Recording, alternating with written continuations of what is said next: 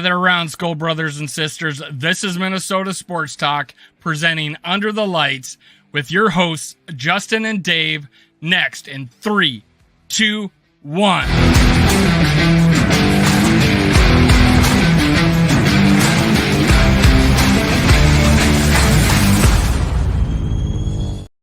All right, Skull Brothers and Sisters, this is Under the Lights, brought to you by Minnesota Sports Talk.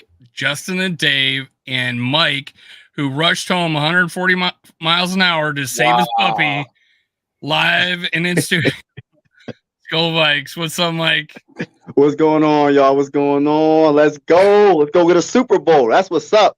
We trying to get a Super Bowl. Were you able to save your dog? No, the dog. Dog RIP. passed. All right, rest in peace. RIP. Write this down. His little booger. Write this His down. name is Barkley. I adopted him from the SPCA. Had a wonderful life. He was a Jack Russell Terrier Poodle, and I'm dead serious though. I actually had a Jack Russell Terrier Poodle. His name was Barkley. I currently have a Jack Russell Shih Tzu, and it was a New Year's Eve Craigslist acquisition, and the only reason I wanted it is because it was a Jack Russell Shih Tzu, and I could call it a Jack Shit. So I got Jack Shit on New Year's. His name was Barkley. About 9 years ago. Barkley. He barked at. I mean, he's a dog, but my gosh. I thought you were going with Charles Barkley because you. Oh no, not Charles Barkley. Nah. All right, what's up? Yeah. All right. What's All up, right. Dave? What's up, Bob? Let's go, Bob. Little Let's shout go. out to Davey Chains.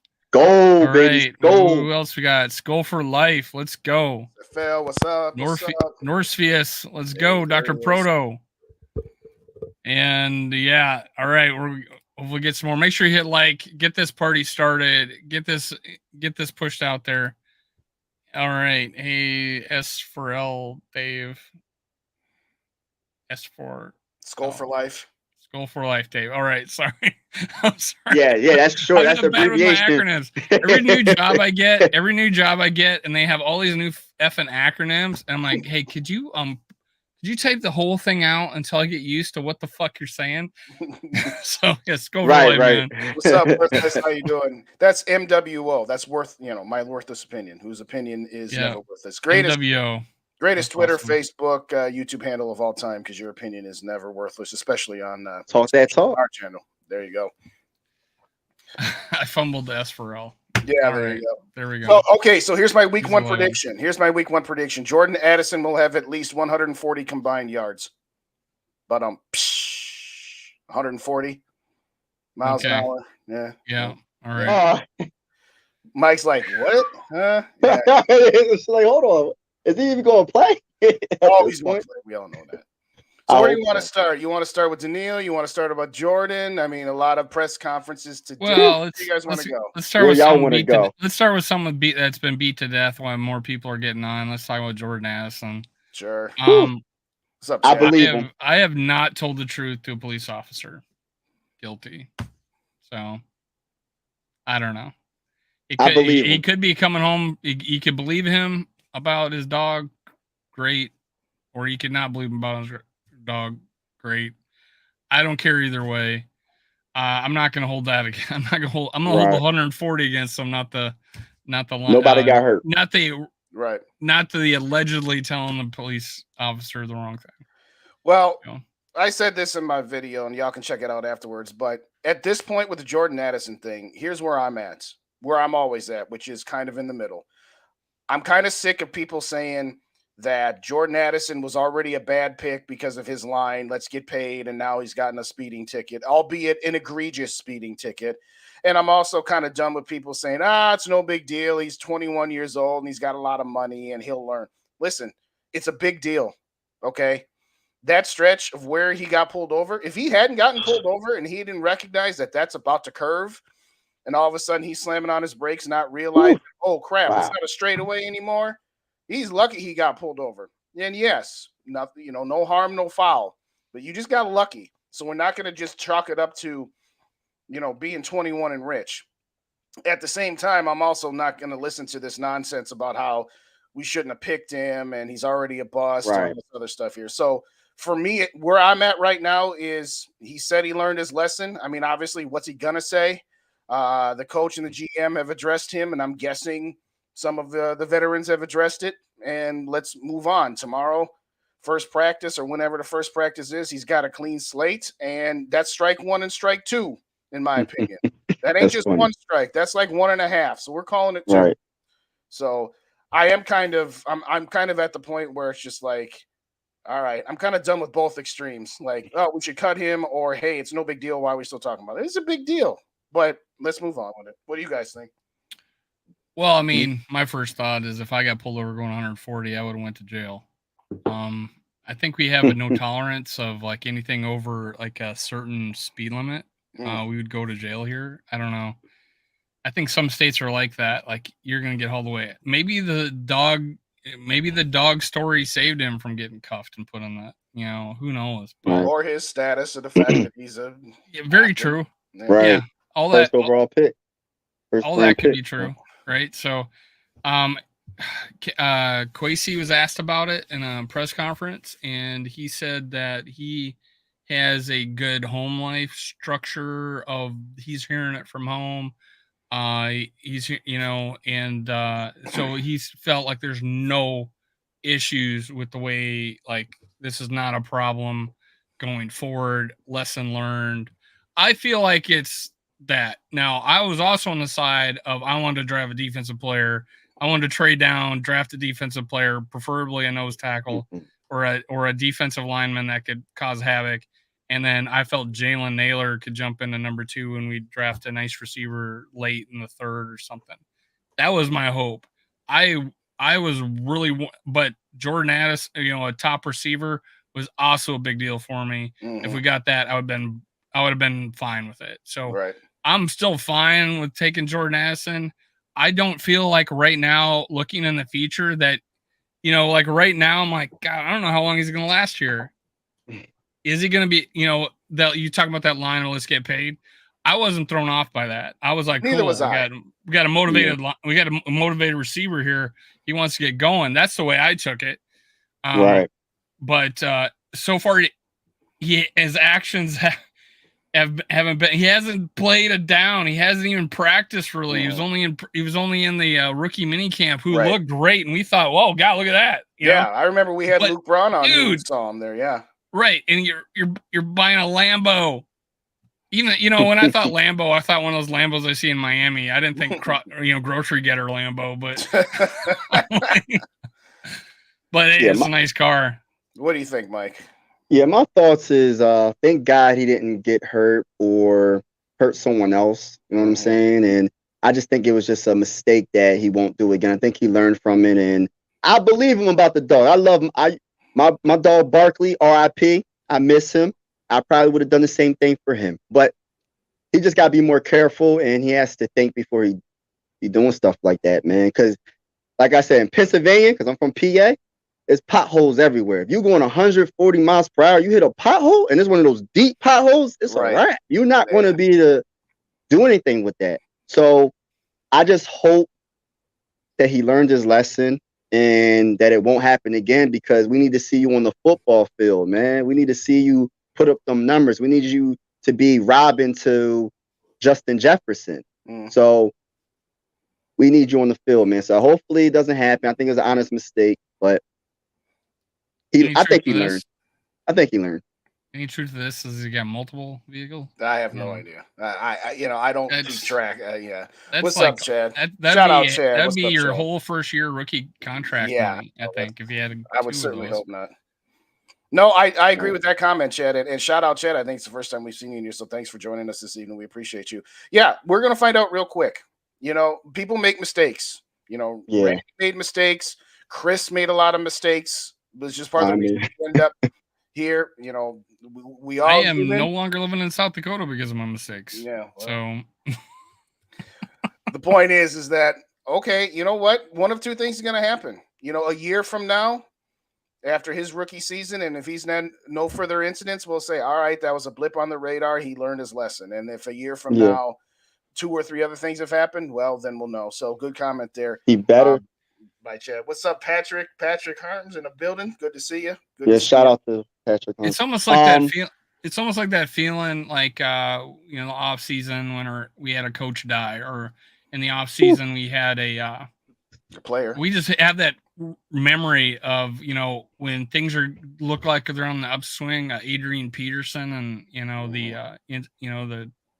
the deal with his child, Right. and losing him after week 1, and the whole season and how that played out, and that was the first year of Zimmer, which is crazy interview, crazy press conference when one of the reporters goes, "Have you ever had to deal with something like like this? Like something so devastating and losing your star player?" And he says, "Well, I lost my wife during the season once." Yeah. It's like, got to put things into perspective, and that really did for me. I'm like, God, holy shit! Mm-hmm. Wow. Right. You got to be responsible with your life. Be responsible with your money, and be responsible with your life, because life is short. And for him, like I said, and we already got that man. reputation, right? We already got that reputation. Every year that list comes out, Vikings got the #1 arrests in all of NFL. No, it's been a while, but yeah, I get your point that's how it was for a while. And that's a good point. Thank you. I was just going to tell you, bring that one. That's the one. I mean, again, I'm not really at this point interested in like doing the investigative reporting. It's, does he really have a dog? And is that really what happened? But if he got a phone call from somebody saying his dog needed to go to the emergency room, why didn't that person take the dog to the emergency? Now, maybe he was, and he was on the way to the vet. Who knows? At this point, it's one of those. Hopefully he's learned his lesson. What's up, Zone? Good to see you. Good to see you. Vets ain't open 24/7. Emergency places are. You can. They got on-call. Oh, I didn't even. Okay. There's places where you got an on call where you can call somebody saying, "Hey, I got an emergency. Somebody get there right away." That sort of thing. But I'm on fire. Yeah, exactly. Having said all that, like I said, hopefully, like I said, it was just a blip on the radar. We've all made mistakes. I'm not gonna completely sweep it under the rug, but at the same time, we don't need to make much more out of it than it already has. Because as you said, he ain't a bust. Yes, he ain't a bust, y'all. I mean, no, he let's made a let him get on the field for say that. Yeah, he ain't a bust. I'm not regretting that we drafted him, because debatably, he's probably the best wide receiver in this year's draft. You know what I mean? You can probably say Flowers. There's a couple other, but Jordan Addison, his route running, like I said, it's like it's on another level. So I feel like once he gets the opportunity, he's going to show why he was a first round pick, and why Kevin O'Connell was like, "Yo, we're going for him. We want him." So right, yeah. So,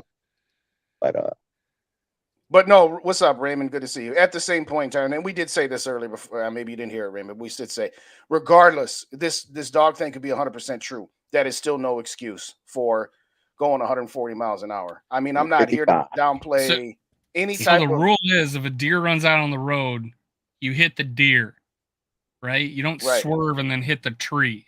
You hit the deer. Or you don't swerve and hit the car next to you. I'm like, I'm not coming home because my dog's got a cold. Or I'm not going 140 because my dog, because I would rather not kill a human or the person that was in his car. Apparently, right? There was another. I didn't know. Was someone else in the car? Maybe I'm mistaken. Maybe I'm I'm thinking of someone else. I'm thinking of probably Henry Ruggs. My bad.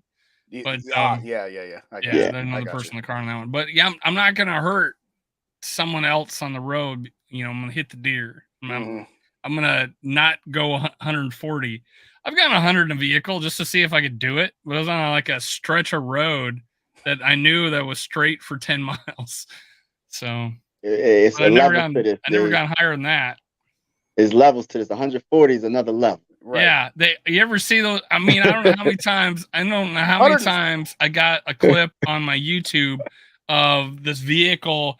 Here it is at 40 miles an hour. Here it is at 80 miles an hour. Here's 120. Here's 140. And I'm like, holy shit, 140.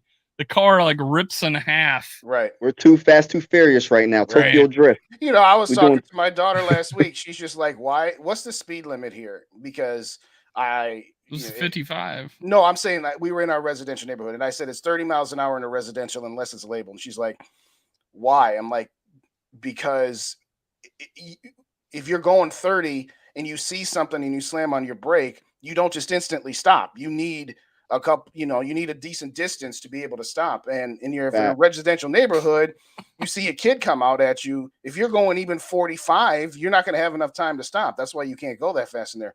140 miles an hour, you got to have. Yeah, I know. Yeah, that good one, Norse. That was it's up there. That's a game ball worthy. That is a good one. What's up, Skull Mafia? Good to see you, Purple Gang, in the building. There you go. If you don't already know, let's take the time to announce it here. If you are in the Twin Cities area the night before opening weekend, the Saturday night, which I believe is the 9th, Skull Fest at the Northeast Palace in Minneapolis. Check that out. And if you can attend, we got live shows with everybody with the Purple and Skull Media family. SK be there, Dave be there, I will be there, Rap be there, Gigi, Yogi as well. So every time I see Mafia, I remember, okay, I know Mafia going to be there. So just figure we announce it here now. So go check that out. Mafia as well. So he must have bought a personalized jersey now, because he usually has him as him in the photo. Oh no, he said that for a little bit. He said that for a little bit, but yeah, he did get that earlier. I think about 3-4 weeks ago. But anyway, well, with that being said, Danielle Hunter reported today. Now he did. Yeah, I didn't know that. What does that mean? Well, championship. It means he's not holding out, but the reports are that he is going to do what's called a hold in, which is the way that players can get around being fined for holding out. If you hold out and you don't show up, you get fined $50,000 a day, and that is irreversible.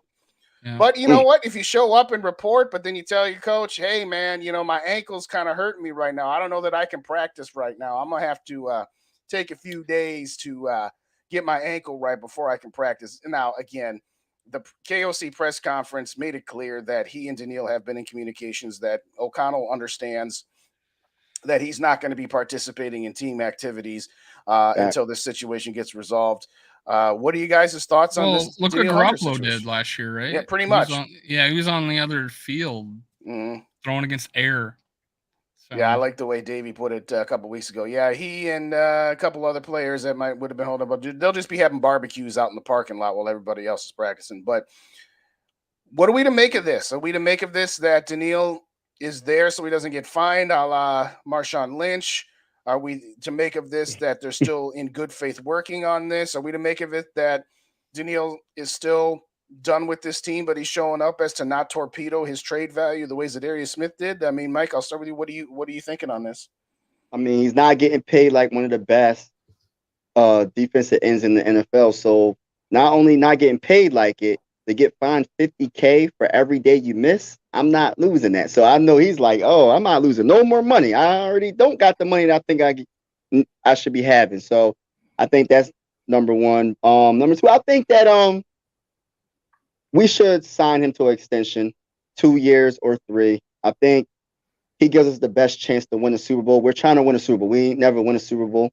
And he's that bull. I think that he, with this defense under Brian Flores, is going to shock a lot of people. I think he's going to be back to that 2018, 2019 D Hunt where he's had 14.5 sacks a season. I think Brian Flores is going to put him in the right positions to be successful. Not like Donashell, where he just didn't adapt to the players he had on the field.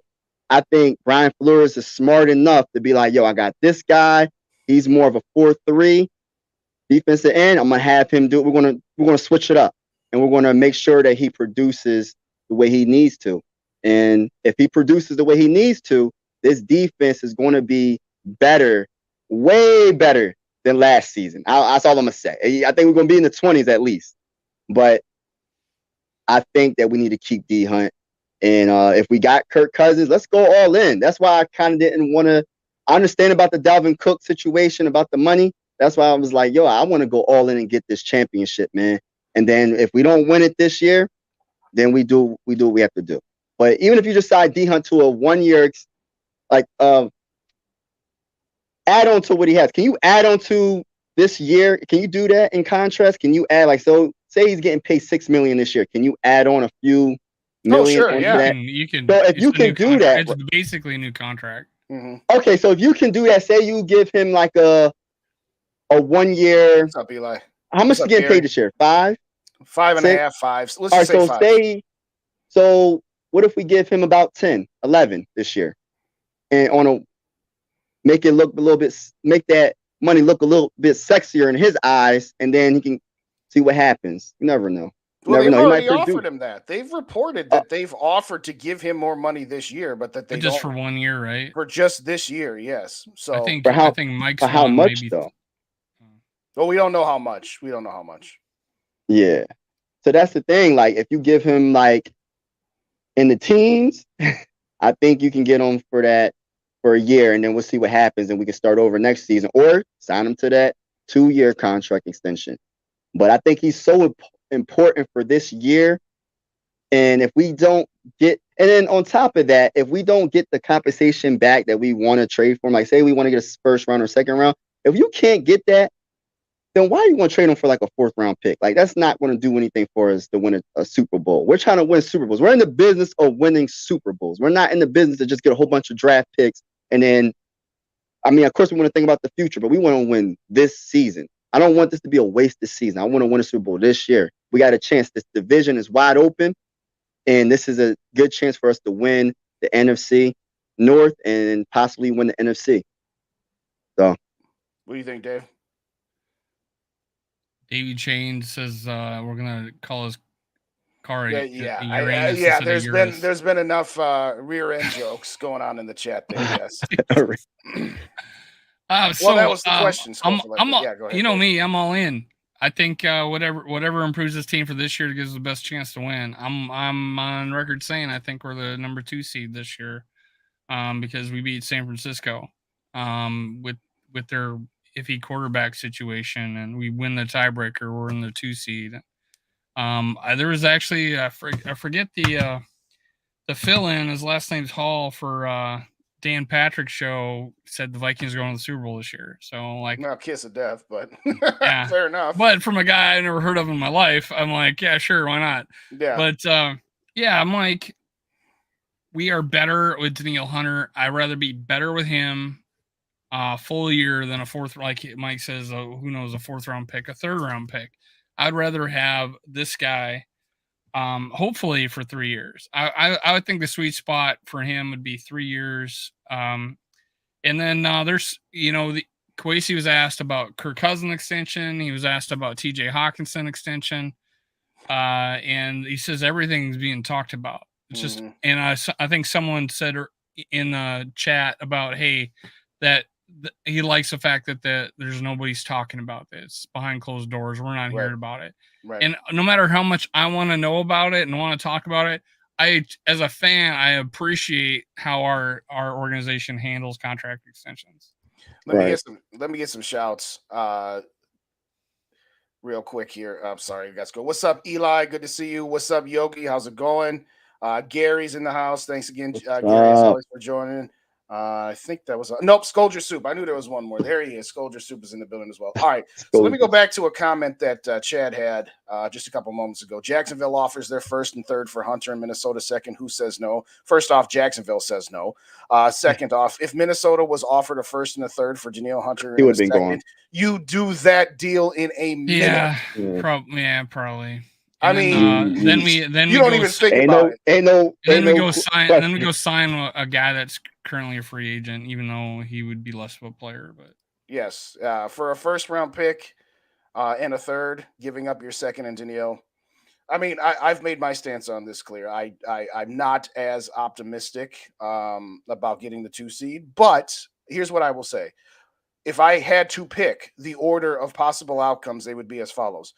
I would pick giving Danielle Hunter a 2-year extension so that we have him for the next 3 years, as long as it's not an Aaron Donald $28 million backing up the Brinks truck kind of deal. If you can get him at a reasonable deal for 3 years, I'm not worried about the defensive end age cliff. Now, if you can't give Danielle Hunter a deal that he would accept, like let's say they offered him a 2-year extension and for the next 3 years he averaged cap hits around 22 to 25 million, I would do that.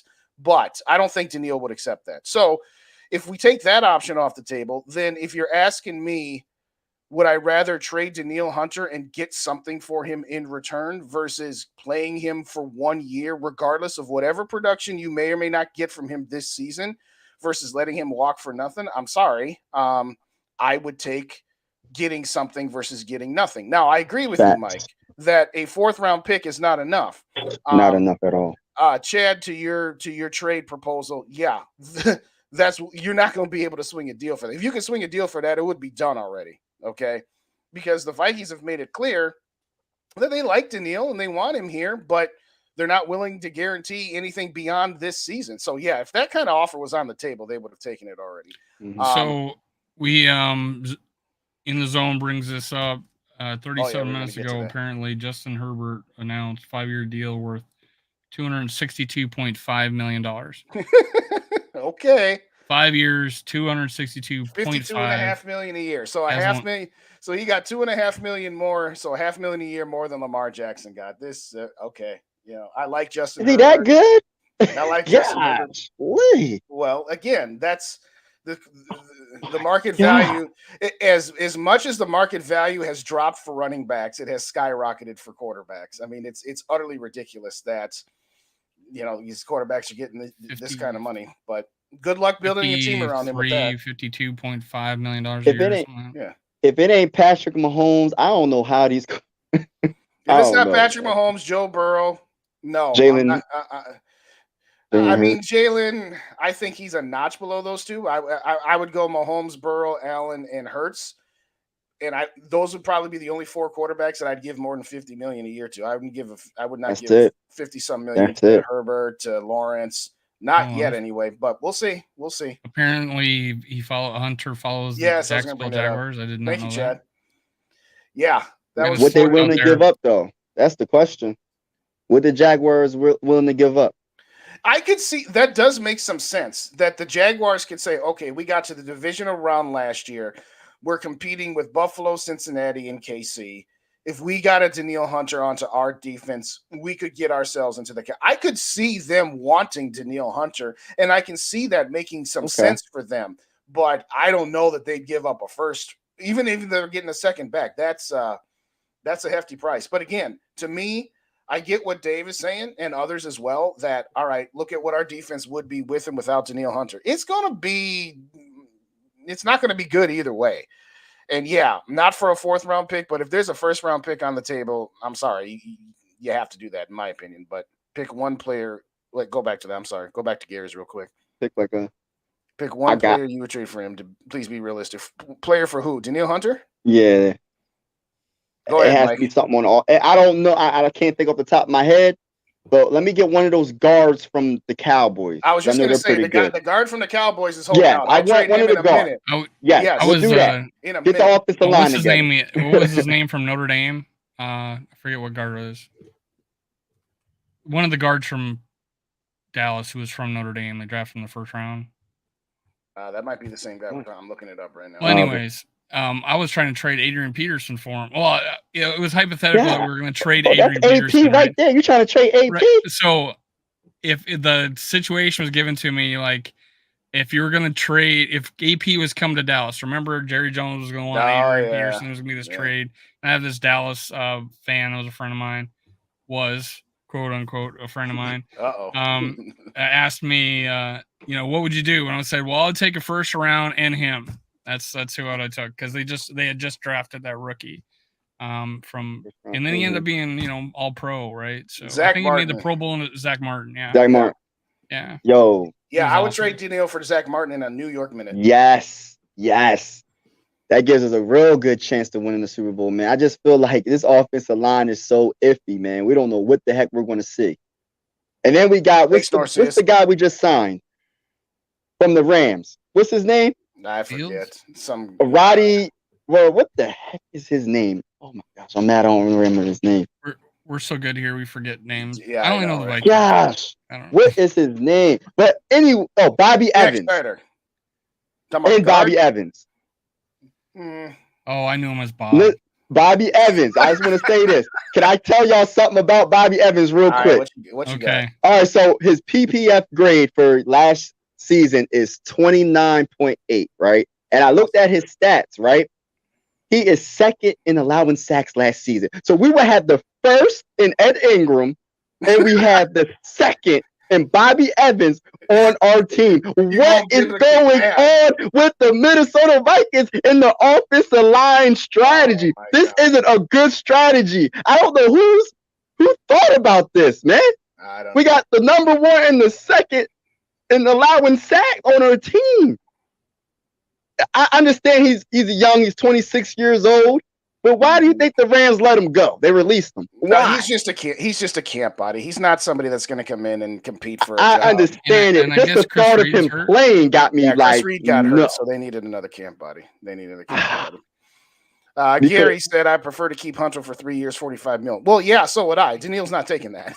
Well, yeah, he's not. I think I said bare minimum 18, 19, but I think it would probably have to be over 20. No, it's got to be at least 20. Whew. It'll be at least 20. I just said that. No, I'm agreeing with you. No, I'm saying that 15 a year. Yeah, the Vikings would sign up for that in a minute. Facts. If Danielle would accept a 3-year, $45 million offer, and the Jaguars were offering a first-round pick, then they'd have a conversation that they'd have to have, because they would take either one of those deals in a minute. What's up, Rhino? Good to see you. Appreciate you joining us. What's this? My man Mike hit a blunt tonight and getting forgetful. Why you not invite I wish, over, man. bro? Yeah, I need it. Okay, I need it, bro. I got you next time, man. We got that salary. Never mind, let me stop. Yeah. Let's not get too crazy. Well, I mean, again, my point is that I hear everything that you guys are both saying about, yes, if your focus is what's the best possible outcome for the 2023 season, Danielle Hunter adds to that. If you're looking forward to beyond this season and you can get a halfway decent return, I think that's what they're weighing. I think they're weighing three different things. They're weighing what would Danielle bring us this year, which is obvious. We're talking about Brian Flores trying to be a miracle worker. It's going to be crazy. At some point, you need to have some talent on your team. Right. He's not a miracle worker. You can't change chicken salad from chicken bleep, but talk that talk. At the same time, if he's not going to be, what did we say? We could have traded Dalvin Cook for a third or a sixth or whatever it was, and we got nothing for him. We got nothing for Thielen and Kendricks. Okay, that logic should still apply. You got Danielle Hunter, who's a far more valuable asset than any of the guys we let go. Again, I see both sides of it. I'm just saying that, to me, if there's a second or a first to be had, I would do it, and I would. So you wouldn't do it for a third? Third is my absolute bare minimum, and I'd still have to think. It'd have to be like a third and a fourth or 2/3 for me. But if I know unequivocally, now again, I don't know this, but if I knew unequivocally that Danielle Hunter was not going to re-sign here post this season, that he was going to not play for me this season, and I was offered a third, I'd still try to get more for it. But if my choices are Danielle's not playing for me, or if he does play, it's only for this season and he's gone, or a third or more, I'm really considering taking the third or more. That's just me, though. I'm not. Oh, go ahead. I was just reading the comment. Go ahead, bro. Go ahead. No, I was just reading the comment that Rhino said he wasn't doing it for a third. Because I'm just like going back to the Dalvin Cook thing. Like, why did we not get nothing back for him? Like, I just feel like we could have got something back for him. Or he didn't get him. We just released him. Yeah, I think part of the reason that the Miami trade fell through was Miami was willing to give up that third-round pick before the draft, but they wanted the Vikings to take on a decent chunk of Dalvin Cook's $10 million, and that when they did their cost analysis, analytics benefit. I want a source. Yeah, exactly. There you go. I want a source, Justin. My source is my thinking. Your source is right there. I'm just guessing that, if the Dolphins had said, hey, we'll give you a third, but you got to take on $2 million of Dalvin Cook's salary, I think the Vikings would have done it. I think they were asking the Vikings to take on like $7 million, and they said, no, $7 million of dead cap hit is not worth the third-round pick. I don't know. I'm just speculating. I agree, Vikings. Don't we have money into next year, though, that we wouldn't get? You talking about Cook or Danielle Hunter? Oh, yeah. Hunter's got $11 million dead next year if he's not back. Rhino, correction. No, you do not get a compensatory pick for any player that has void years on it. So, unfortunately, no, you do not get a comp pick for Danielle Hunter.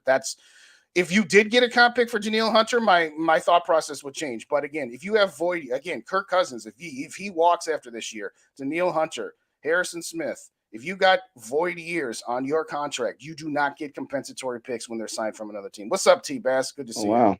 Okay. I know it's super early, but crazy about Flyers when frankly have. Yeah, I'm willing to give Kwesi the benefit of the doubt. We've only seen one season. We had a lot of injuries in the draft last year. I know that you could nitpick a lot of what Kwesi has done or what he hasn't done, but I'll still remind folks that he came into a salary cap mess from the previous regime, and there was only so much maneuvering around that you could do.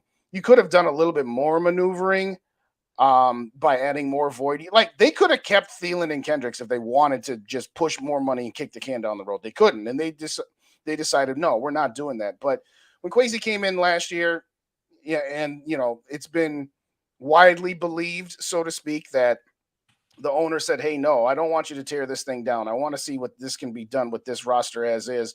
You got to remember, he's working with one hand tied behind his back when he's got dead cap hits all over the place. So I'm not saying he walks on water or that he can't swim, but but jokes aside, I'm willing to give Kwesi a little bit more rope than something right now. Yeah, no, just to answer Rhino, he's got 2 void years. Yeah. One for some reason does not have a cap hit, but I guess next year's 11 million. Dead money 11 million, 24 dead money 55,620,000 in 2025. Yeah, just weird. There's no cap number for 2025. It's over the cap. So yeah, he's got void years. Yeah, he's got 2 void years, $5.5 million each year. So how that would work is if, let's say, Danielle Hunter was signed to a 2-year extension. Well, the 5.5 in 2024 and the 5.5 in 2025 would just get rolled into that new contract from a salary cap hit standpoint. If they don't re-sign him, then all 11 million hits on next year's 2024 salary cap. So that's why over the cap listed, one section's got 11 and then the other section's got 5.5 and 5.5. But bottom line is that, yes, he has 2 void years. That was done. I don't remember if that was done last year or the year before or both. But no, he would not be qualifying for any type of compensatory picks. Scene trade was absolute. Oh, yeah. Again, I'm not saying T-Bass that he's been perfect. I've criticized Kwesi to no end on that trade in the first draft of last year's draft, trading back from 12 to 32. This is what I said on draft night. The Vikings gave up 12, and they gave up their own second-round pick to move down to 32 and to get Detroit's second-round pick, etc. If you had not given up your second-round pick, or if you had gotten Detroit's first-round pick this year, then I can live with that trade. But so again, I'm not saying that he's infallible, that he hasn't made mistakes. I will say this to the day Kwesi is no longer the general manager of this team. I don't care if Lewis Seen and anybody else who we got as part of all those trades, dipsy doodles we did last year. I don't care if they all become Hall of Famers. He left money on the table and he got ripped off. So I'm saying as an overall evaluation. Okay with it. They all became Hall of Famers. I'm sorry. Man, shit, they all became Hall of Famers. We got a Super Bowl, bro. We got a Super Bowl. It won't change the fact that he left money on the table and he got ripped I'll off. be happy. You can leave money on the table if we get the Super Bowl. But, we left perceived money on the table. Yeah, but people also forget that we moved up into the second round. Like they forget that part. But yeah, that part, that trade, I felt like we left, like you said, money on the table. But and I think you said that we don't have any talent on defense. Like it would make a miracle for this defense to be good. I feel like we just don't know what we have. And I think we got a guy that kind of can bring some of that out. I don't know what Lewis Seen has yet. Right. My thoughts were like, holy crap, what an athlete. And he was just, and he got hurt. And then Booth Jr., same deal. But then I'm like, Mekhi Blackman, I'm like, hold it. You're Mike, you were bringing up PFF numbers and stuff like this. Turns out, like, PFF ranked this guy like the top 3 cornerbacks in the draft, but yet ESPN and NFL Network have him on the 3rd page of cornerbacks. I'm like, so there's some thought there. And then the trade for TJ Hawkinson. I really like Jalen Naylor and Ty Chandler, and I thought we drafted Ed Ingram a little high just because of his legal trouble. Someone we could have got later, but Yeah, I mean, I was tickled pink that we got Andrew Booth Jr. in the second round. I thought he was number 1. I thought he was the third best corner in the draft. Yeah, they said and he's a got number hurt. 1. He's ranked number 1. Like if he stays healthy, like a first round pick. What's up? So Yeah. he just got So, hurt. It's just the luck of the draw. And We then just they Asamoah. got I hurt. mean, I wouldn't have thought, get this guy. Right. Then I look at his tape and I'm like, man, this guy's got just instincts coming out of Right. every orifice of his body. I'm like, I feel like we got fast, quick, aggressive players Younger. that were in a freaking shell defense. Right. And I think if anybody can get this out of him, it'd be Flores. And keeping Danielle would be a difference maker, I think, on the defense. The defense gonna be something. I know we talked about it earlier, Justin, but we were talking about we'd probably win one more game. Mm-hmm. But I said in that point that, hey, if we made the playoffs, it would be a big deal of getting after the quarterback. So that could be a big difference maker in the playoffs. So yeah, that was my thought process on his draft. And this year in the offseason, I thought he worked worked wonders on getting the players that we got. I didn't expect any of this. Oliver and Murphy and Davenport, all were, very sought after free agents, and they're on our team now. So, Patrick, to your point about Kyle Hamilton, though, Kyle Hamilton would not look like Kyle Hamilton if he was playing in that Donachelle's defense. No, he wouldn't know. So we just gotta look. We gotta wait. And the other two guys didn't really see the field that much, right? Right. The other two guys, the receiver and the defensive tackle that were 12, 13, 14, those were the three guys I did videos on and said, hey, this is who I want at this spot. And then I'm like, oh shit, I got all three of them there. Let's go trade to 32. Fuck. Yeah. But Hamilton happened to be the one guy that probably is completely worked out so far. The other two look still out on him. Gary, to answer your question, as far as a grade for Kwesi, I'll go B minus C plus. I can't go much higher. For me personally, I it's just a big question mark for me. We just gotta see what happens this year. I mean, it's incomplete. Like Lewis Seen got a freak injury, Booth kept getting injured. We don't know. Roy, the defensive tackle we drafted this year, I think he's gonna be something. I think Jay Ward is an underrated draft pick. I think we got him in the 4th round. I think it's a big question mark right now. So we're gonna see. McBride in the 7th, Naylor in the 6th, Ty Chandler in the 5th. I mean, Jordan Addison, our 1st round pick. Yeah. You know what I'm saying? I mean, all these guys I think could be really good players. It's a lot of question marks. A lot of question marks. So we'll see. I mean, that's why he brought in Flores, is because they knew. I mean, I'm not going to take anything away from Zimmer and his defense, but let's be real. He had a lot of studs on defense. When you're talking about Linville Joseph, you're talking about Everson Griffin and Danielle Hunter on your D-line, Anthony Barr on his rookie contract, Eric Kendricks, and then in the back end, in his prime, Xavier Rhodes, Harrison Smith, and Trey Waynes. You put Trey Waynes on there? Somewhat underrated because of course he was always getting picked on because nobody was throwing the Xavier side. But Trey Waynes was good. Trey Waynes was solid. I got his jersey on, so that's why. So there you go. So I mean, again, you're expecting Flores to do a lot, and that's why I'm kind of tempering my enthusiasm because I don't want to throw that much undue pressure on it. Okay, hey, guess what? You don't got a lot of pieces to work with, but take this 31st ranked defense and make them top 15. That's a lot. That's a lot to ask, but we'll see. Hopefully, I'm really optimistic about this defense. I think this defense is going to surprise. I think the defensive line is going to surprise a lot of people if, and it's a big if, we keep D Hunt. I think, what's the bull name? Tonga. I like Tonga. Hopefully he gets an opportunity. I think Roy Davenport. I just think our defensive line is going to be underrated. And I think with Brian Flores, I think we're going to get some sacks, y'all. We're finally going to get some sacks with our defensive line. So I'm looking forward to it, man. It's going to be. Well, 2 years ago, we were second in the league. It's just it didn't really translate to. Yeah, it didn't really translate. We're going to get sacks. It's going to mean a lot more because it didn't seem like we got sacks because it seemed like we was giving up. We couldn't stop the run. I know that for a fact. We couldn't stop the run. Yeah, we got sacks, but then we gave up first or second and 20. Right.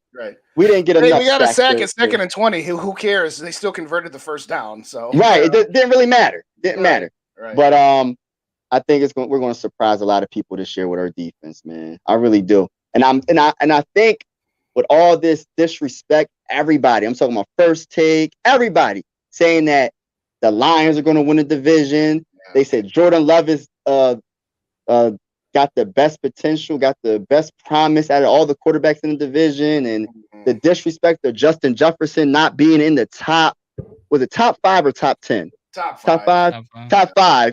Like, how did you not see the games? Did you not look at the stats? Like, what? No, they only saw Keyshawn Johnson, what was you thinking? Yeah, no. When you came up with that list? They only saw the end results. And okay, there's a little more to it than the end result. Right.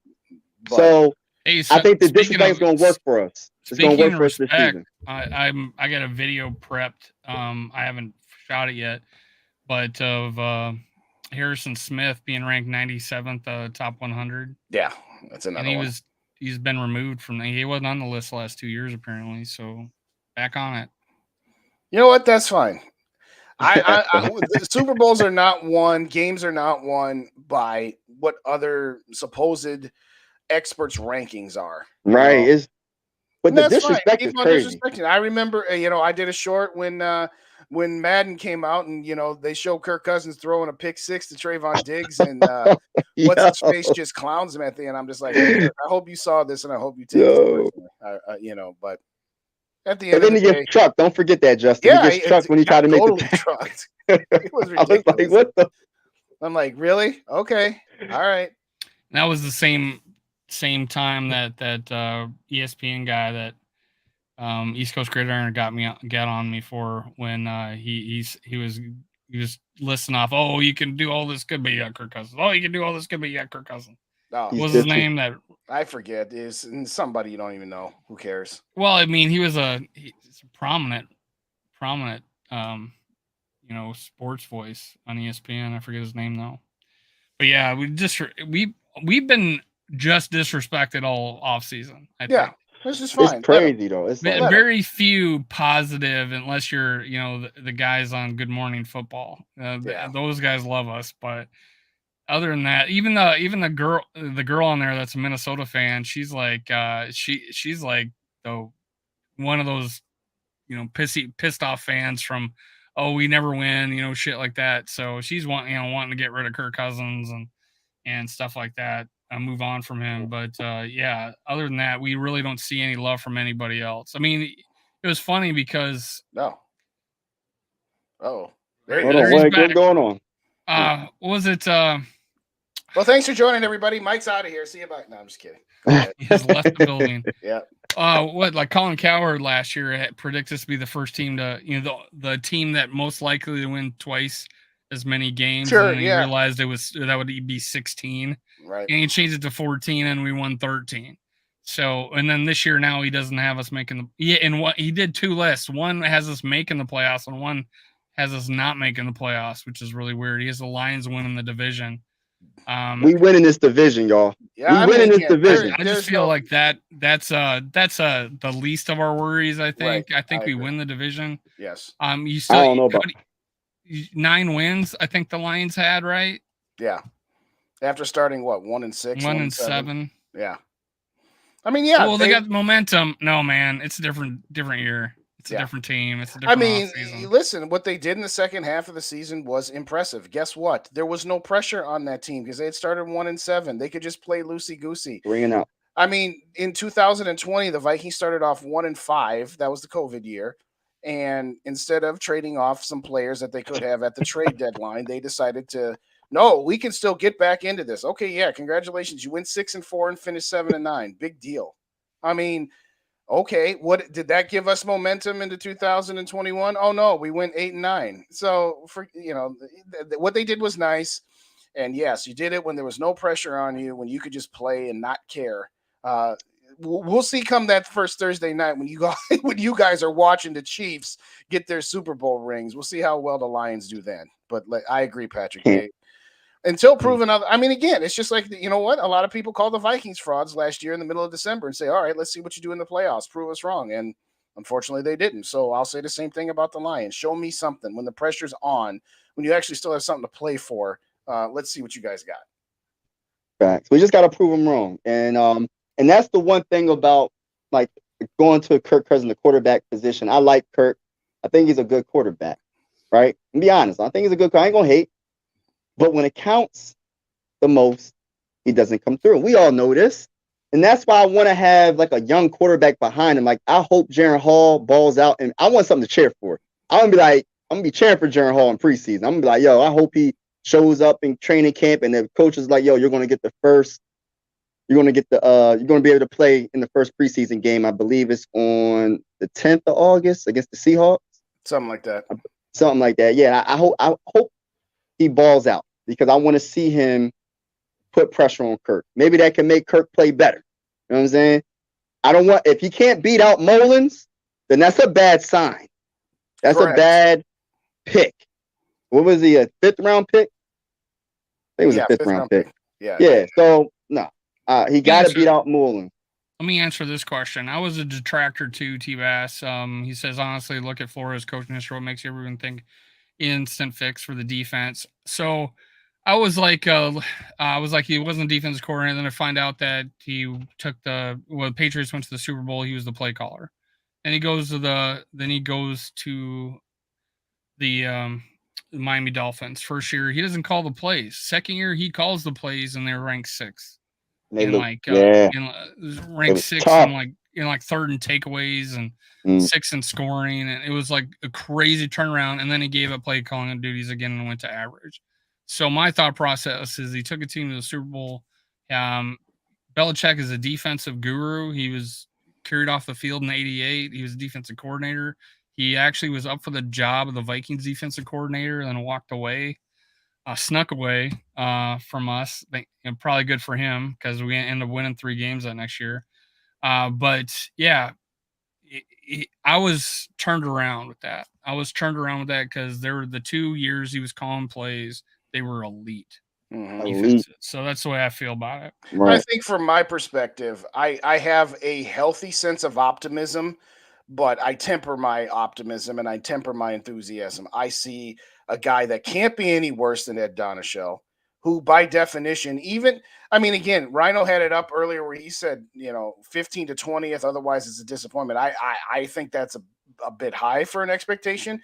I do want to circle back to something you said a couple weeks ago. What's up, Tony? How you doing? A couple weeks ago, Dave, where yardage wise, they might, only eclipse around 20 to 23, but scoring defense, they could be somewhere between 10 and 15. I like that thought process. I do, because what I've said, and I'll be quick, what I've said was this defense is going to be watchable this year at the very least. They're going to be aggressive. They are going to bring blitzes, and there are going to be times where that gets them off the field on 3rd down, and there's going to be times where they get burned for 70-yard touchdowns, and I'd rather watch that than just getting sliced and diced up and down the field week after week with the middle of the field wide open. So I think to put a wrap on where we're going with Flores, I at least will see this defense as being watchable, where you're not just like, oh my gosh, are we ever going to cover the middle of the field? It's wide open. I mean, what are we going to say, Dave? Well, you brought me up. That was one of my hot takes predictions, is that we would be a top 10 scoring defense, but our yardage might be 20, 22 or something like that. Or the teens, who knows? But recently I went back and looked at defenses that won Super Bowls. And there's a few that were like single digit scoring, but in the 20s on yardage, and a couple of those were the Patriots. So kind of cool. That teams have done that, and just like, I guess my thoughts not coming out of anywhere that has happened before. So my thought process on is we're going to cause a lot of turnovers. We're going to have leads, and we're going to give up late yardage, but not give up scores. So I think because we're fast and aggressive, and I think even though we don't know anything about these players in college or drafted, or they were fast and aggressive. Booth Jr. Evans was a press corner. College one was misused. You got Blackman. All these guys have like a signature, got a similar trait about them. They're all pretty quick, and they're all really aggressive, and that's what I like about it. And that's why they're going to. That's why they're going to be between 22 and 25. we'll give up big plays. Yeah. There won't be any doubt about that. I mean, I used this analogy a couple weeks ago with 2021. We were at home against the Green Bay Packers. We were down by a point. It was 3rd and 7. The Packers all out blitz. Kirk threw a jump ball to Jefferson. He caught it for a touchdown. We get the 2-point conversion, and we go up by 7 with about 2:05 left on the clock. Packers got the ball back, and in one play, 75-yard touchdown to Valdez-Scantling. And I said, you know what? That's not the worst thing in the world, because had the Packers gone on a 2-minute drive and scored a touchdown and gone for 2 and got it, we would have never got the ball back. So sometimes being aggressive like that and giving up a big play, okay, you were still tied and you got your offense back on the field. I think that where you could find the continuity to be better this year upcoming than last year was if the offense can get to a point where it cuts down on even just half of the number of 3 and outs that it has, where it has longer sustained drives and keeps the defense on the sidelines. Even if that defense turns around and gives up a touchdown in 2 or 3 plays, so what? I'd rather the offense be on the field in crunch time than the defense. And at the end of it, I will take the risk of, high end, high aggressive, going for turnovers, going for big plays at the risk of giving up some big plays if we can make sure that the offense stays as good and perhaps gets better. But I agree with what Tony just said there about the offensive line. And that's kind of where we started off earlier was, okay, you don't have Dalvin Cook anymore. We've all said, hey, you know what? It was time to move on. It was too big a cap hit. We'll see. Hopefully O'Connell will be able to figure out to use Alexander Madison in a way that gets us into second and mediums or second and shorts more often, to not being in second and long or second and very long, or so to speak. So again, if they can get that part down on offense, even if they're still a top 8 scoring team, if you can do it but have a little bit more time of possession and not have these hour-and-a-half lulls in the middle of the game. I mean, we've said it ad nauseum on our channel, our shows, and other channels too, that I'm just going to be real quick on this. I am not in any way going to defend last year's defense overall, but I did a little research and I was looking back at obviously the Buffalo comeback, the Colts comeback, even the Jets game. Okay. In that Jets game, we scored a touchdown to go up 27-15 with 7 minutes left. Now the defense gives up a touchdown on the ensuing drive, but it was a 4th and 1 from the goal line. So they made the Jets use a little bit of time. All right. So now you're up 5. What did the offense do? It went 3 and out. The Jets got the ball back, got down to the goal line again, and the defense got a goal line stop and stopped them on the 1-yard line. The Vikings offense then went 3 and out again and forced the defense to get a game-sealing interception at the end. So there are times where the defense was not great last year, to say the least. But there were times where it's just like, offense, just a couple first downs here and there is all we need to not be putting ourselves into these kinds of situations. So hopefully the offense can take that next step as to being more consistent. But we'll see. We'll see. And it starts in the trenches. Starts in the trenches. So if starts in the trenches on the defensive side of the ball and the offensive side of the ball. So we got to see what we got to see if any update on Brian O'Neill. Is he good? I don't know that he's good, but he was not put on the PUP list. So that's a good sign anyway. That's a showed Monday. Sorry, so if he's good, I ain't worrying about him no more. So what, like I said, it's them guards. Did Ingram learn from his mistakes last season? Because he was ranked number 1 in allowing sacks. Did he learn? You know what I mean? So right. That's my big. And then Bradbury. Why did we resign? Was we that desperate? What? Why did we? There wasn't a whole lot else out there for the money we had at the time. So it's kind of one of those. Yeah. I didn't like the move, and I would have preferred to go in a different direction, but they did get him back relatively cheap. So I guess they're just kind of hoping. And, this has been mentioned, Dave on First and Scholar said this will be the second year in a row where you had the same starting 5 offensive linemen, which is a good thing. Continuity, of course, is good. Stay healthy. Dave says that every show too. Yes.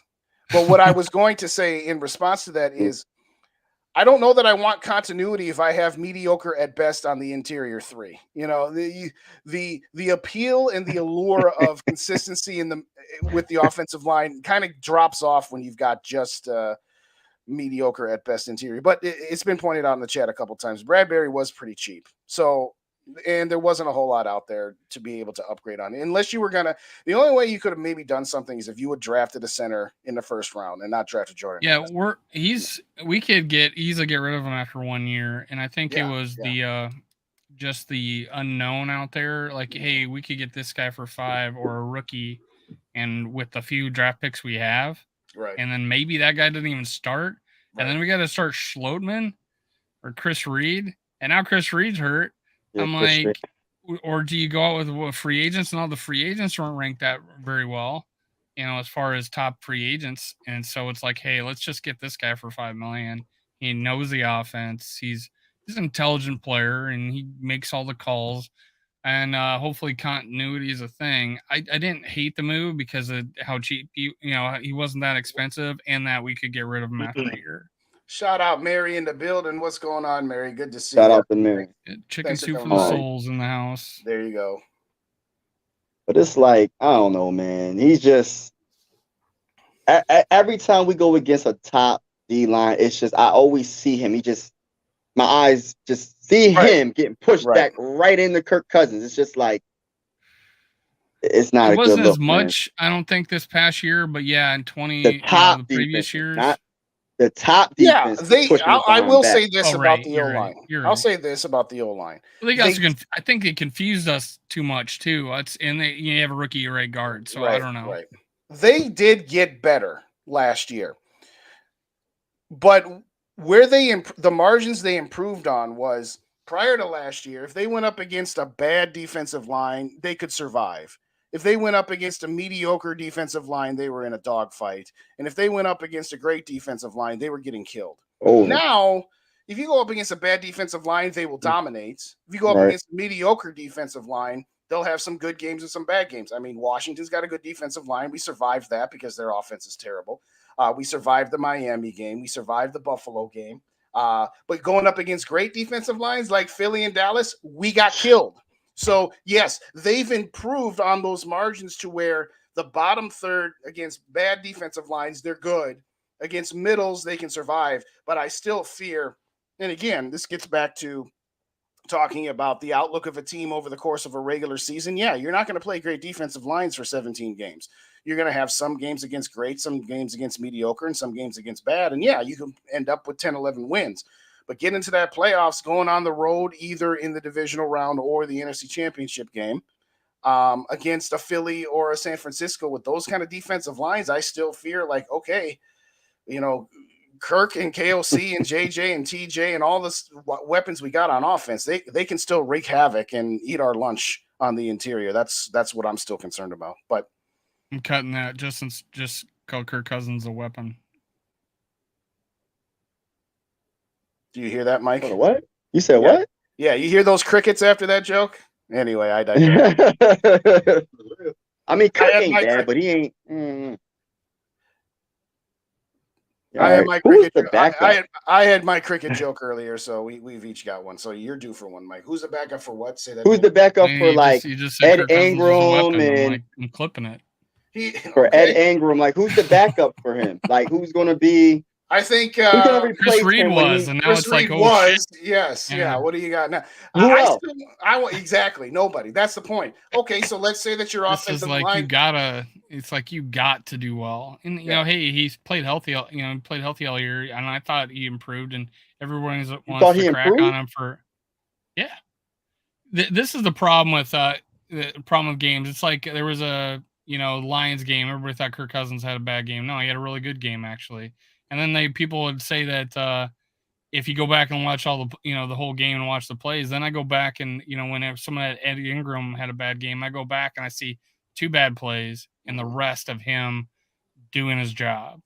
So I just attribute that to be a rookie. Okay. I just attribute that to be a rookie.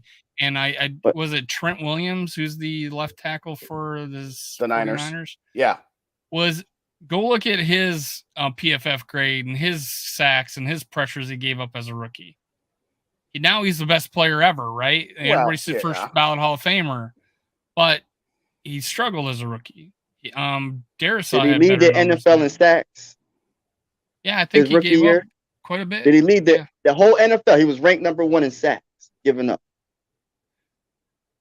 I don't believe that. I ain't saying that Ed Ingram's a bust. I'm not going to say he's a bust. We got to see what he does this season. Right. No. But just in case he starts messing up, who's going to help? What's going to happen? We can't. that gets back to what I'm more worried about Cleveland than I am about Ed Ingram.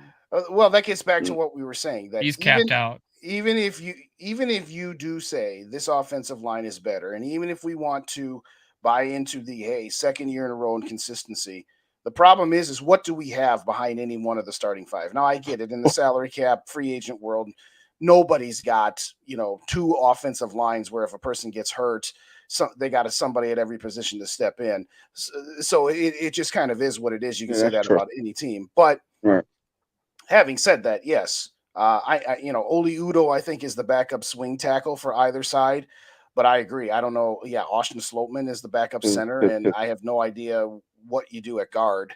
And I was going to bring this up a minute ago, but thank you, Rhino, for putting it up there.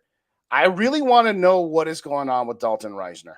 Okay, that guy seems like he would be an absolute brilliant fit for what this team lacks offensively. And if we're going to be this team that is going to rely on our offense and hope that our defense is just okay, why in the world wouldn't you make a move to strengthen the one area of weakness that this offense currently has?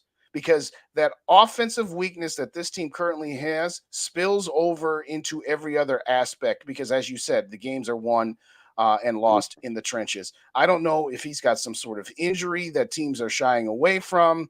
I don't know if they don't want to upset the apple cart, that they're putting so much stock into this. Hey, same 5 starters. But I'm finding it hard to believe that if he is healthy, that he would not be an upgrade to either one of the guard positions that we have. What do you guys think? Well, I'm doing a little stat lookup, so I wanted to ask, since he did the research on Ed Ingram, how many sacks did he give up last year? 10 or 11. Trent Williams gave up 11.5. Oh, wow. Okay, well, that's like, okay, hold on, though. That's like saying Peyton Manning led the league in interceptions his rookie year, and he went on to be I'm sorry. This is what you do. You go and give him the parameters of the discussion. No, he gave up 11.5 sacks. Next year, 2.5. He jumped from first year to second year. That's my point. Okay. So all right, so we shall see. We shall see what Ed. I'm cheering for him. I'm cheering for him. 13 games, by the way.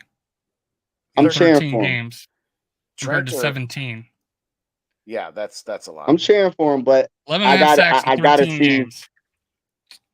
I don't want no excuses for Kirk Cousins this year for this offense, because I already know. Say the defense does what it's supposed to do when it's like ranked between 20 and 25 or whatever. Right. I don't want the excuse to be, well, we didn't have an offensive line. I don't want that excuse to make it seem like, we're going to sign Kirk Cousins to another extension, because I'm trying to tell you, we have to start looking in the future. We can't be thinking that Kirk Cousins is going to play for the Vikings until he's 45 years old. So I don't want no excuses. I know a lot of people, they're falling in love with Kirk all over again because of the Netflix series. They're falling in love with Kirk because he's such a nice guy. He's a family man. Yada, yada, yada. But at the end of the day, I'm trying to win a Super Bowl. And I don't want no excuses this season. 2024, in 2023, I don't want no excuses. If we don't win a Super Bowl, 2024, we better go get our quarterback. Well, one of the questions I always have, like, hey, I don't want an excuse for Kirk Cousins, offensive line, whatever, bad defense. I don't want excuses for that. And then I'm going to go out and get a quarterback with my first overall pick, trade 2 or 3 first-round picks for them for that quarterback. That's not true, though. And not spend any. Oh, you don't think we'll go up?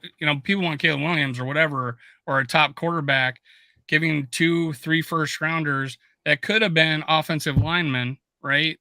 So we're gonna say Kirk. I don't want any excuse for Kirk Cousins. I want that offensive line. It cannot be a excuse for him. Well, let's get rid of Kirk Cousins, then go get a different quarterback, spend 2 or 3 picks for him, and then go and then have the same problem with the offensive line. See what I'm saying there? I don't understand that process, that thought process of like, hey, the problems, if your perceived problems, the offensive line, the perceived problems, the defense, let's get rid of the quarterback that really isn't a perceived problem, and use all those picks not to help the worst problem, but now we just got rid of the quarterback and we're going to go after a new one. I just don't see that. And I get it. He's 34. So yeah, we need to move on, but I don't know. 2024, I asked Twitter, 175 people, and who do you want your quarterback to be in 2024? Kirk Cousins, draft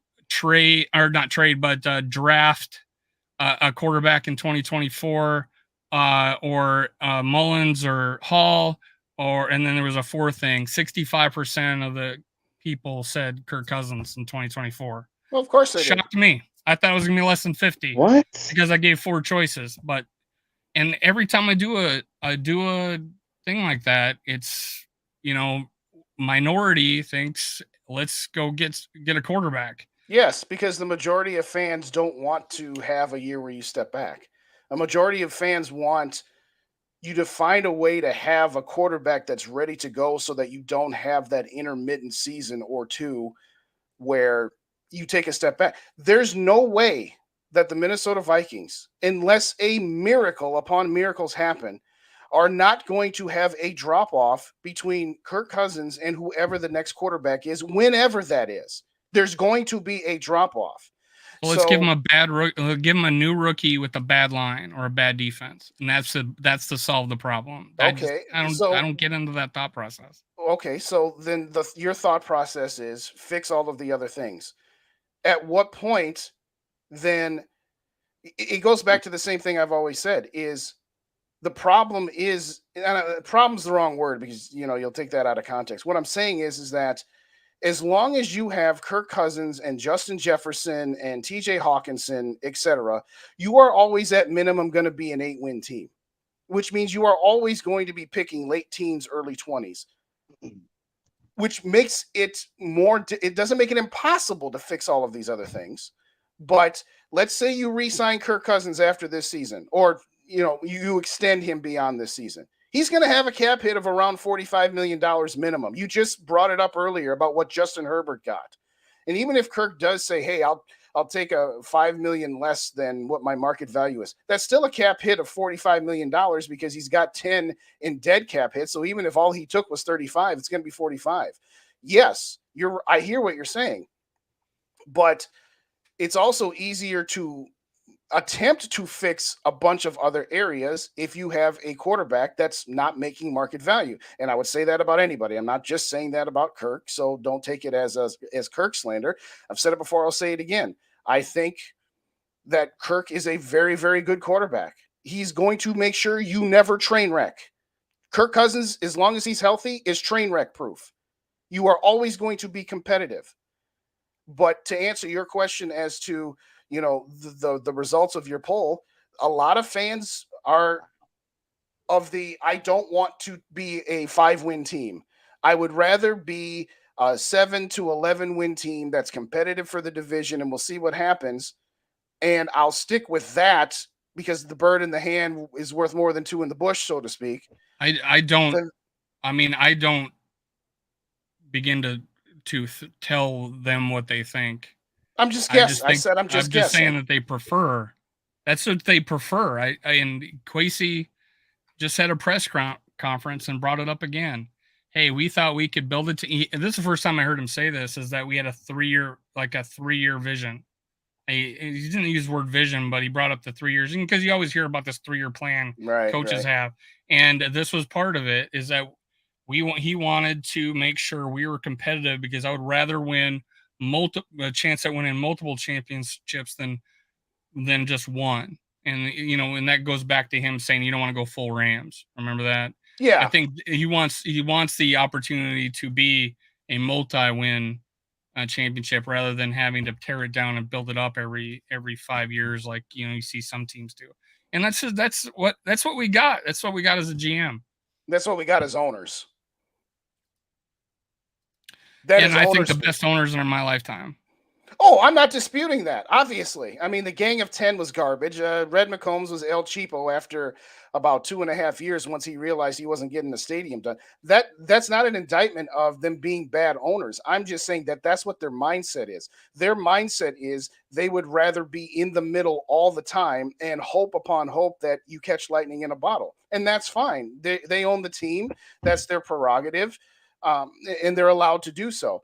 All I'm saying is, when you say multiple chances to win a championship, I don't know that being a team that has a cap of wild card or divisional round is really a chance of winning a championship. That's Because you have again, I mean, I don't want to go on another 2 hours, but no, we're not. That's your decision that we aren't. That's your thought that we're, no matter what, we have a quarterback that only go, second round and lose. That's my thought on what I have seen this team do my entire life.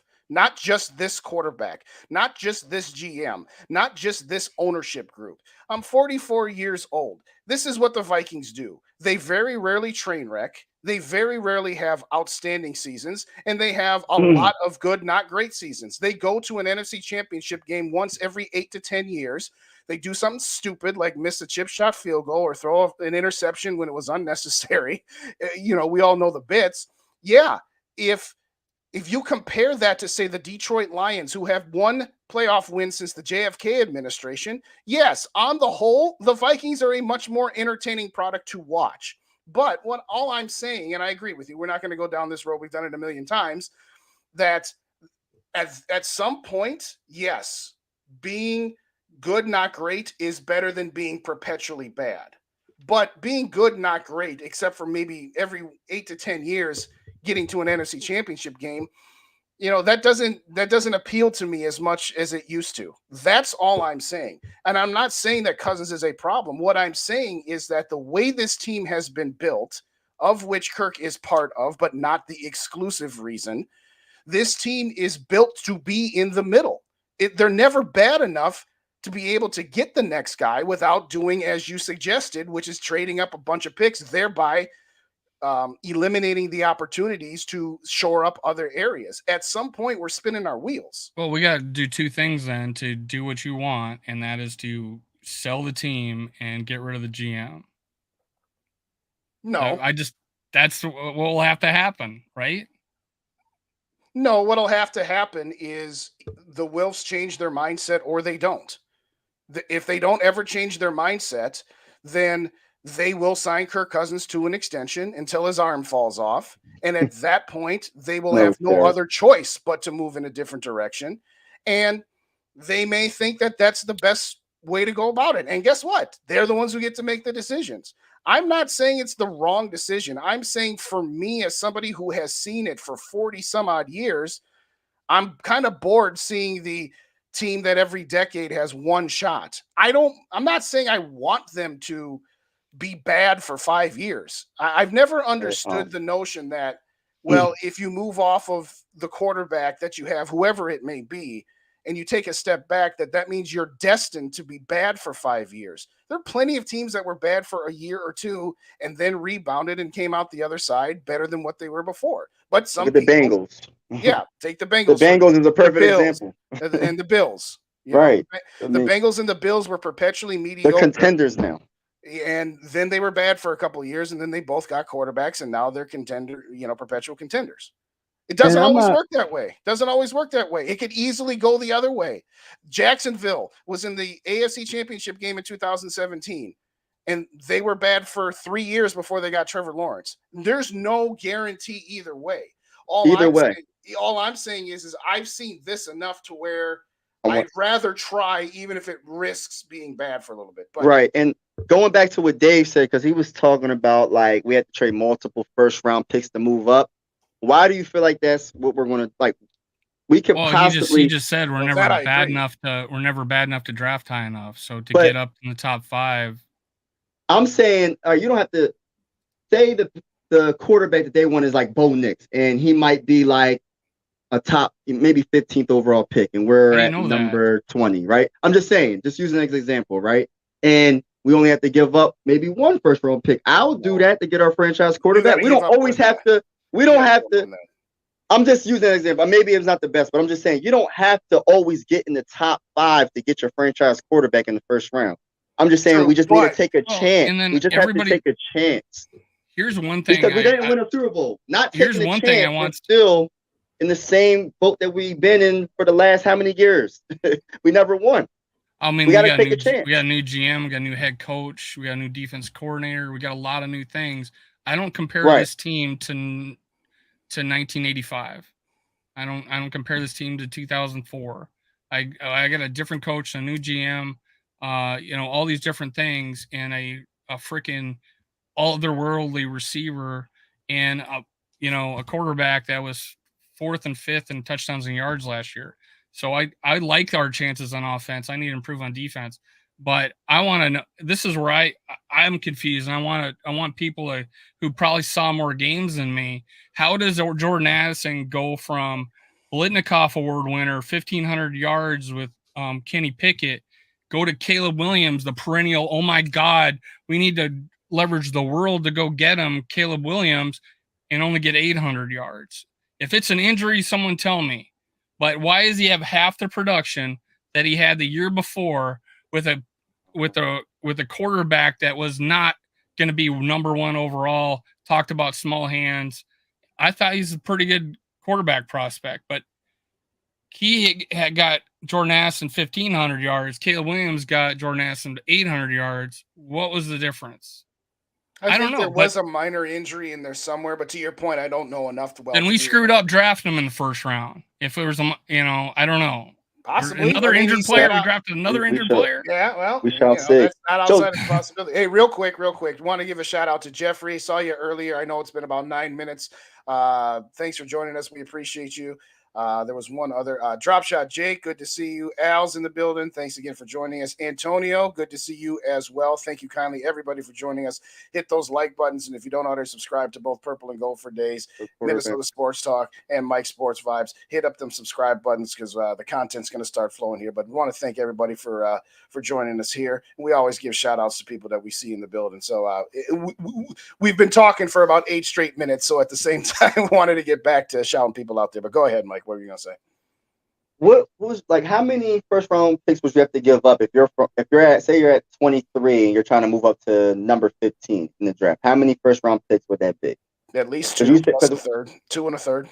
2 and a third to get 2 first and a third. Yeah. So the one you have and the one next year. Yes. So yeah. The current year, the next year, and then a third round pick somewhere. Yes. Okay, I would do that to take a chance. I would do that. You don't necessarily have to move up to the first overall pick in the NFL draft. I mean, I'm just saying right there, you've now given up 3 players. Well, 2. But that quarterback, you gave opportunity for quarterback. Yeah. You picked one quarterback. Now you're giving up 3 players for one, a rookie quarterback. When you have when you've just said, the defense or the offensive line needs work. But defensive line, we perceive needs work. But if you have a dual threat, Dave, when you have a dual threat quarterback, that can make up for some of the offensive line, some of the stuff that's not going on.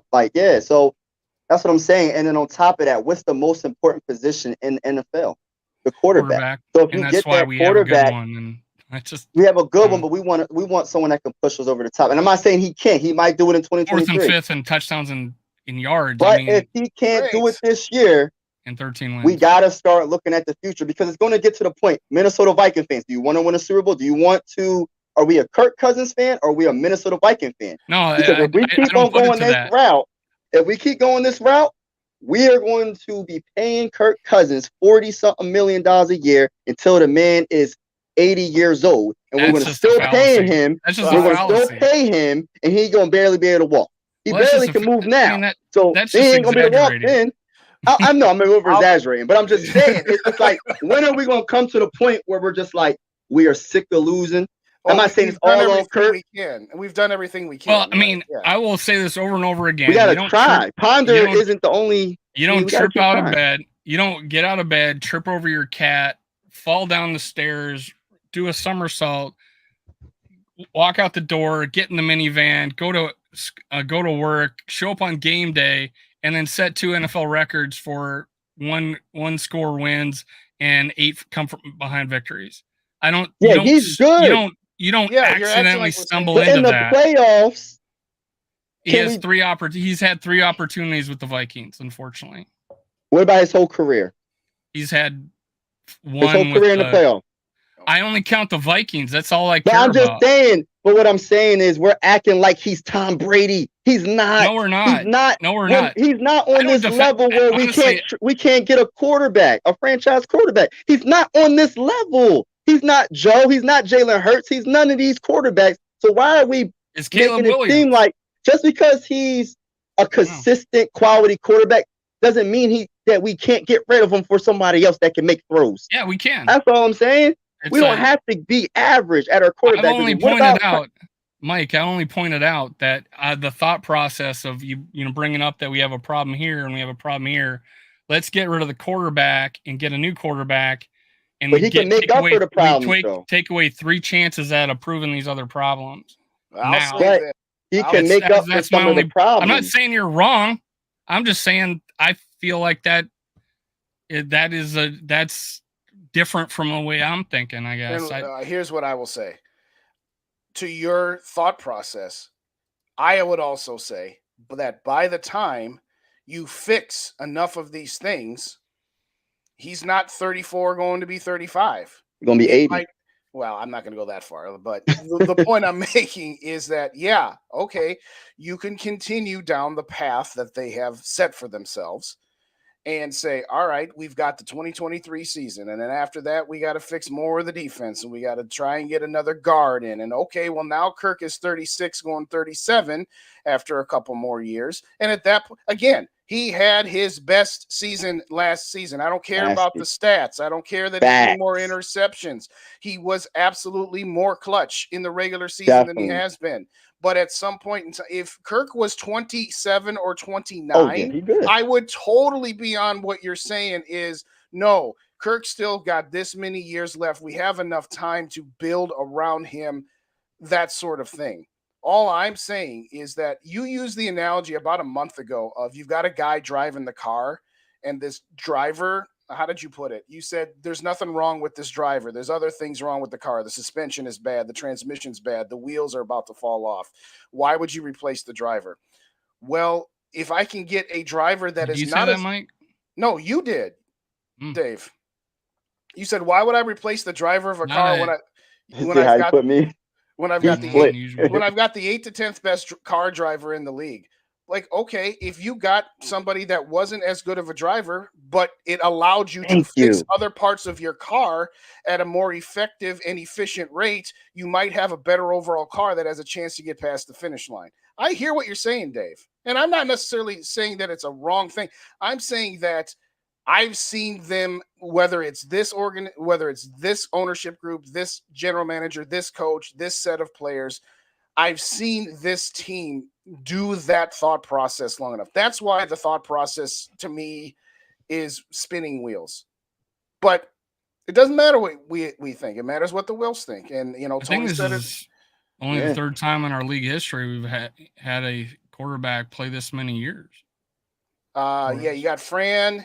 Well, yeah, after this season, Dante played 4. I guess Tommy Kramer probably played this many years. You got Fran, you got Tommy, you got Dante that had 5, and this is Kirk 6. So, yes. So he's 3rd. After this season, he'll be 3rd, yes.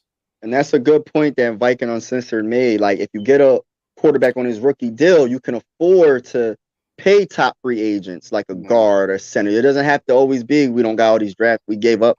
We don't have to always draft these players. We can afford them. And I will say this to show that I can be fair and balanced. Not all of the decisions that have been made over the last 5 years are about Kirk Cousins. They are about other decisions that Mike Zimmer and Rick Spielman made.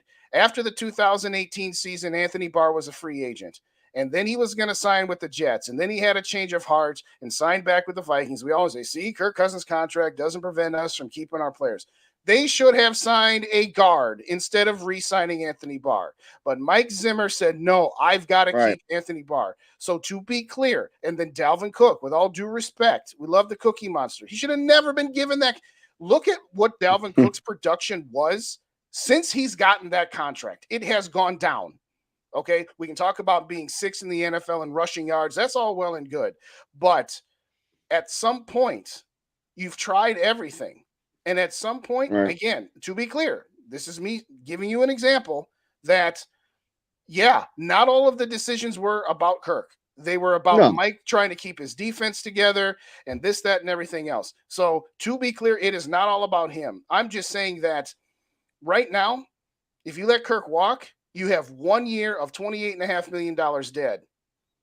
If you re-sign Kirk, 10 of that dead goes into 24, and then the other 18 goes into 25. So at some point, too, it's also about just saying, you know what? I want to clear the decks of all of these void years and all of these dead cap hits. Thank you. Thielen was another one.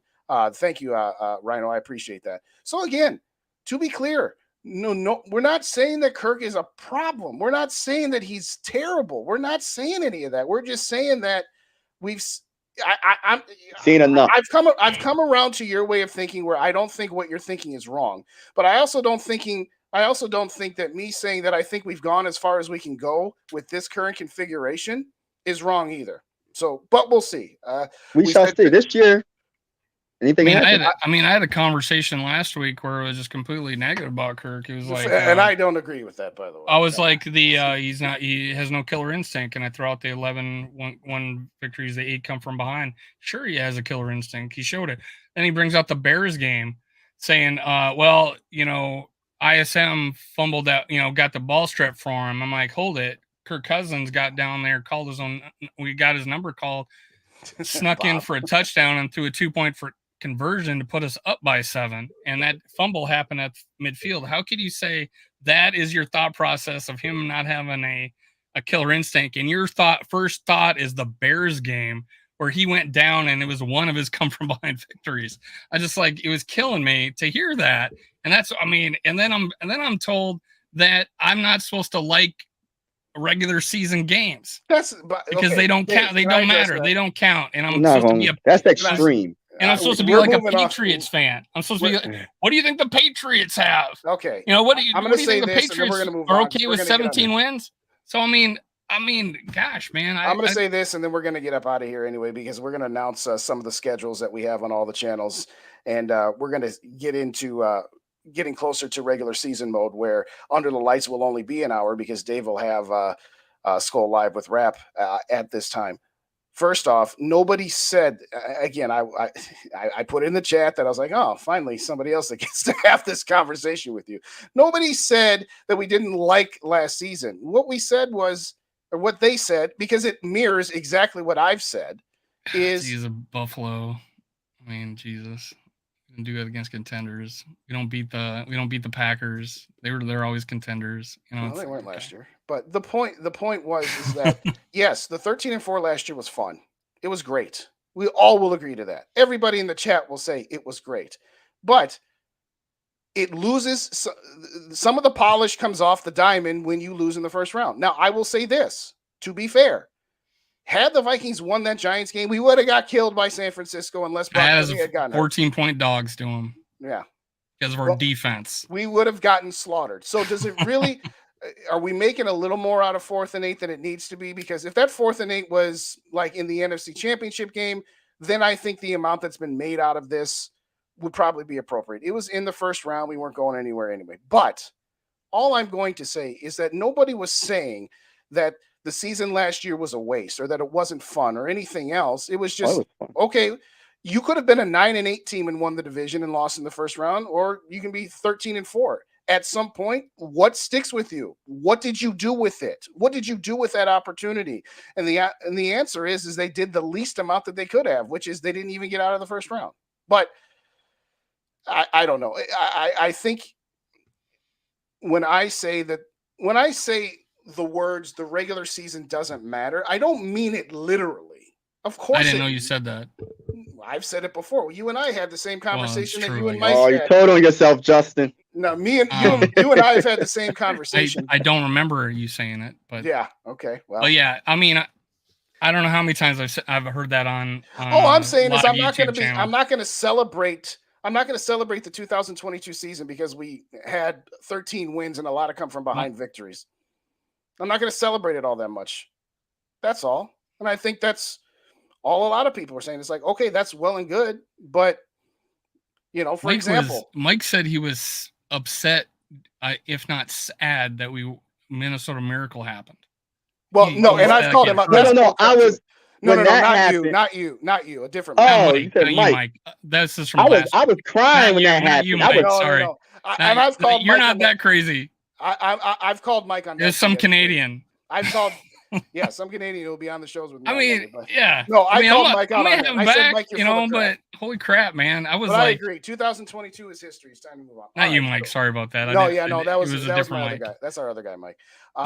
No, I called. He said that to me on air once, and I laid into him. I'm like, you are outside of your mind. But anyway, moving on. So before we say thank you, everybody, for joining us again, hit the like buttons on the way out if you didn't do that. Subscribe to Mike Sports Vibes. Oh, and I have to Mike Purple and Sports Gold for Days. Vibes in the description of my channel, so make sure you hit subscribe. I tweeted you, by the way, trying to get people to follow you. Did you see that, Mike? I think Are I you listening did. to me? Yeah, I'm listening.